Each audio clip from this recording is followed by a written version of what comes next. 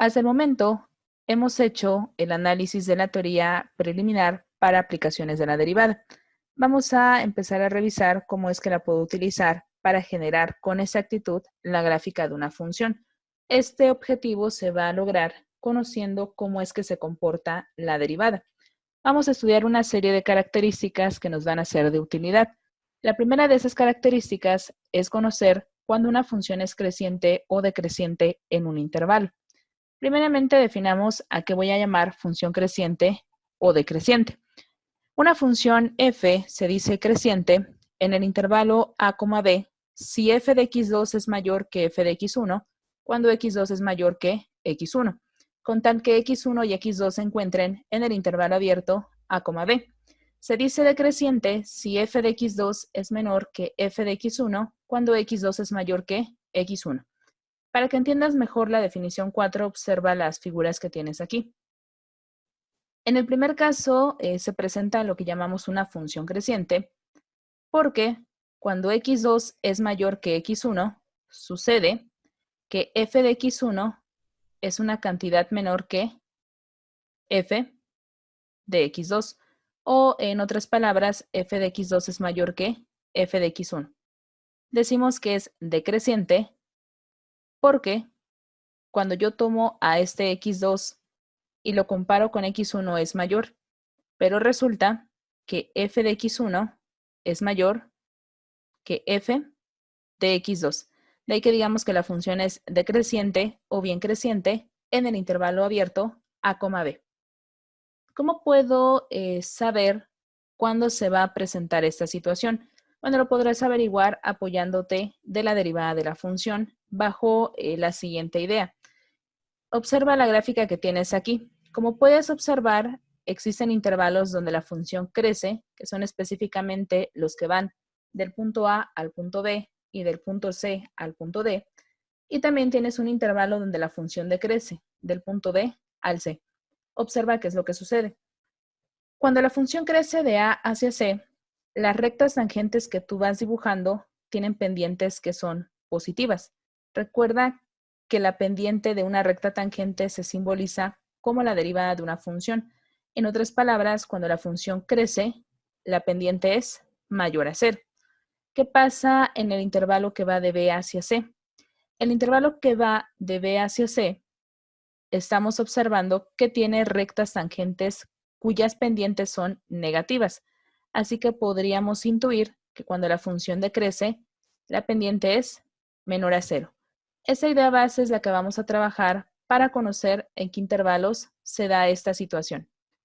Lo que acabamos de comentar se resume en el teorema 7.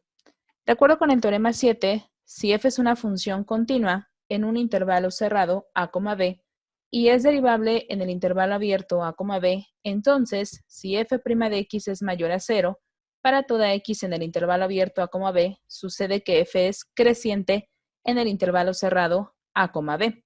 Ahora bien, si f' de x es menor a 0, para toda x en el intervalo abierto a, b, entonces f es decreciente en el intervalo cerrado a, b.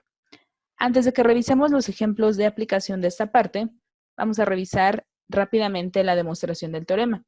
De hecho, nos vamos a concentrar solo en demostrar el inciso 1. El inciso 2 se demuestra de manera muy similar.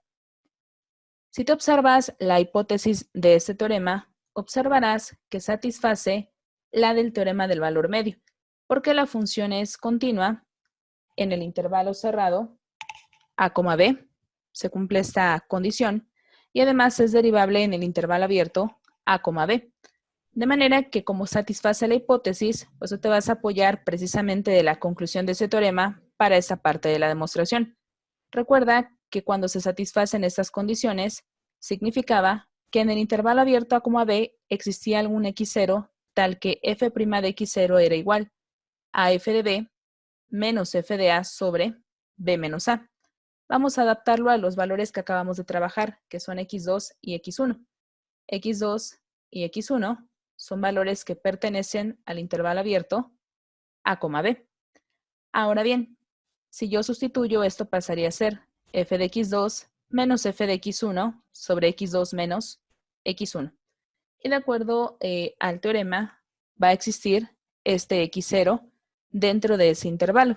Imaginemos que ese x0 de hecho se encuentra entre x2 y x1, es decir, x0 es mayor que x1 y menor que x2. Ahora bien, si tú despejas, esto pasaría a ser equivalente a tener f de x2 menos f de x1 igual a f' de x0 por x2 menos x1. x1 es una cantidad menor que x2. O bien, despejando, x2 menos x1 es una cantidad mayor a 0. Ahora bien, de acuerdo con este primer inciso, f' de x es mayor a 0 para toda x en el intervalo abierto a, b. Significa que f' de x0 a su vez es una cantidad mayor a 0. Recuerda que este x0 se encuentra entre x1 y x2 y a su vez pues estos son valores que están dentro de este intervalo. De manera que el producto de estas dos cantidades va a dar como resultado una cantidad mayor a 0. Es decir, que f de x2 menos f de x1 es una cantidad mayor a 0. Si tú despejas, f de x2 es una cantidad mayor que f de x1. De acuerdo con lo que anunciábamos en la definición anterior, cuando x2 es mayor que x1 y f de x2 es mayor que f de x1, eso significa que la función es creciente en ese intervalo. Por lo tanto, se cumple la condición. Si tú quieres demostrar la condición número 2, la idea es muy similar a la que acabamos de trabajar. Así que para que yo pruebe que en un intervalo la función crece o decrece, lo que voy a hacer es fijarme en cómo es la derivada de nuestra función.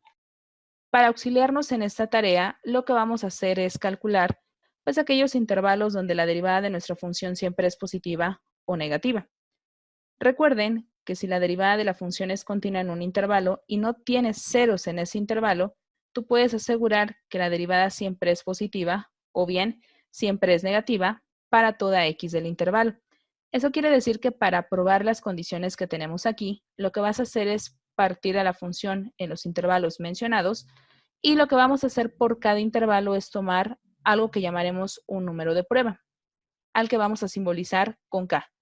Si resulta que f' en k, donde k pertenece al intervalo que estés analizando, si resulta que esta cantidad es mayor a 0, va a significar que la función crece. Pero, si resulta que f' en k es una cantidad menor a 0, pues va a significar que la función decrece en el intervalo cerrado que estés analizando. Veamos un ejemplo. Se nos proporciona la siguiente función y queremos encontrar los intervalos donde ésta crece o decrece y que se utilice esa información para graficar a nuestra función. De acuerdo con lo que acabamos de comentar, va a ser necesario que yo conozca los intervalos donde la función siempre es positiva en cuestiones de su derivada o bien donde su derivada siempre es negativa. Para que lo llevemos a cabo voy a requerir calcular primeramente el dominio de la función. El dominio de la función, como este es un polinomio, va a ser el conjunto de los números reales. Ahora, a ese dominio lo voy a particionar apoyándome de los números críticos de la función. Recuerda que estos serán aquellos donde la derivada es igual a 0 o bien donde la derivada no existe. Pero, de acuerdo a lo que ya hemos comentado en videos anteriores, como este es un polinomio, pues únicamente te vas a concentrar en la primera condición, es decir, en buscar valores donde tu derivada es igual a 0. Así que vamos a calcular esa derivada. f' de x será igual a x cuadrada menos 2x menos 3. Voy a igualar todo esto con 0 para encontrar mis números críticos y entonces voy a obtener que x cuadrada menos 2x menos 3 es igual a 0. Vamos a intentar factorizar dos números que multiplicados me den menos 3 y que sumados o restados me den menos 2. Estos valores podrían ser menos 3 y 1. Porque menos 3 por 1 se hace menos 3 y menos 3 más 1 se hace menos 2. Despejando, x vale 3 o bien x vale menos 1. En base a estos resultados vas a realizar la partición de todo lo que tú tienes aquí como dominio de la función. De acuerdo con ello, voy a generar los siguientes intervalos abiertos. Recuerda que son abiertos por lo que se comentó en la definición y en el teorema. Ahora, revisemos aquí. De acuerdo con ello, voy a generar los siguientes intervalos. De menos infinito a menos 1, de menos 1 hasta 3 y de 3 hacia infinito. Y voy a empezar el análisis que habíamos comentado. Para auxiliarme en el análisis voy a construir una tabla como la que observas acá, que contenga los intervalos, el número de prueba que voy a tomar, analicemos cuál es el resultado del valor de prueba, su signo y finalmente determinemos si la función crece o decrece en el intervalo. Entonces empiezo a analizar intervalo 1. Dentro de ese intervalo, tú podrías tomar cualquier cantidad que se encuentre en él. Particularmente aquí voy a tomar el valor de menos 2. Si yo tomo menos 2, lo que debo hacer ahora es calcular f' en k. Es decir, voy a hacer f' en menos 2. Sustituyo y obtengo menos 2, que al cuadrado es 4. Menos 2 por menos 2 es 4, menos 3. Pero 4 más 4 es 8, menos 3 será 5. Por lo tanto, f' en menos 2 es igual a 5. ¿Cómo es el signo de esta cantidad? Es positivo. Y ya que es positivo, puedes determinar, según el teorema anterior, que la función es creciente. En el intervalo semiabierto, por la izquierda, menos infinito, menos 1. Continúo para siguiente intervalo. Va de menos 1 a 3. Toma un valor de prueba que se encuentra aquí, el que tú quieras. Por ejemplo, el 0. Si tú tomas el 0, sustitúyelo en la función y observa qué resultado obtienes. 0 al cuadrado es 0, menos 2 por 0, 0, menos 3, menos 3. Menos 3 es una cantidad negativa. Según el teorema anterior, ¿qué significa? Que la función es decreciente en el intervalo cerrado de menos 1 hasta 3. Continúo con último intervalo, el que va de 3 a infinito. Calcúlalo. Toma un valor de prueba, por ejemplo, podría ser 4, y sustitúyelo en tu función.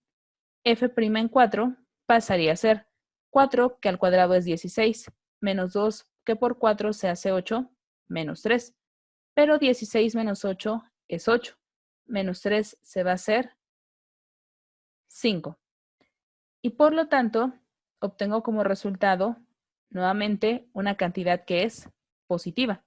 Ya que es positiva, significaría que la función es creciente en el intervalo semiabierto por derecha, 3, infinito. Y ya encontraste cómo se va a comportar tu función en esos intervalos. Procedamos ahora a utilizar esa información para graficar la función. Aunque antes voy a intentar calcular pues algún otro punto clave de la función. En su momento habíamos enunciado que las intersecciones con ejes X y Y son de utilidad. Sin embargo, aquí únicamente vamos a calcular la intersección con el eje Y, sustituyendo a X por 0.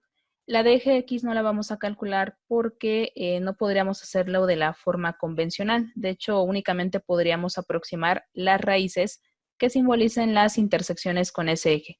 Pero bueno, esas son aplicaciones de cursos posteriores, así que nos enfocamos solo en la que actualmente podemos calcular, es decir, la intersección con el eje Y. F de 0 me va a producir como resultado un 3, así que hay una intersección en 0, 3. Con ayuda de esta intersección y de la tabla que hemos construido, vamos a generar la gráfica de nuestra función, que es esta de acá. ¿Qué es lo que nosotros calculamos? La intersección que se acaba de generar, esa que mencionábamos, se da en el punto 0,3. Vamos a colocarla, se encuentra aquí. Ahora, las intersecciones con el eje X, decíamos, no las pudimos calcular porque se utilizan otros métodos que hasta el momento no se han manejado y que pues íbamos a aceptar únicamente que van a existir. De hecho, es una función cúbica. Existen esas tres intersecciones. Ahora, lo que sí conoces es cómo se comporta la función en estos intervalos. El primer intervalo, que es el que va de menos infinito a menos 1, más o menos por acá, es un intervalo donde la función es creciente. Así que entonces venimos desde menos infinito, subimos, y una vez que pasamos ese menos 1, en el intervalo que continúa de menos 1 hasta 3, la función debe ser totalmente decreciente. Empezamos a descender, cortamos en la intersección que acabamos de generar en 0,3 y continuamos descendiendo pasando por la segunda intersección con el eje X. Continuamos descendiendo y alcanzamos este valor. Aquí se da un cambio del intervalo. Ahora vas con el que va de 3 hacia infinito y en ese intervalo, según la tabla que generamos, la función crece. Así que subimos, alcanzamos esta tercera intersección y vamos hacia infinito. Aún falta más información de la función para que yo sepa por qué, por ejemplo, tiene esta forma, es decir, por qué es cóncava hacia abajo, por qué es cóncava hacia arriba. Pero esas son cosas que iremos viendo en videos posteriores. Por este video es todo. En el siguiente vamos a ver cómo puedo utilizar esta característica de la función, es decir, que es creciente o decreciente en un intervalo, para determinar cuándo tenemos un máximo o mínimo de la función en algún número crítico.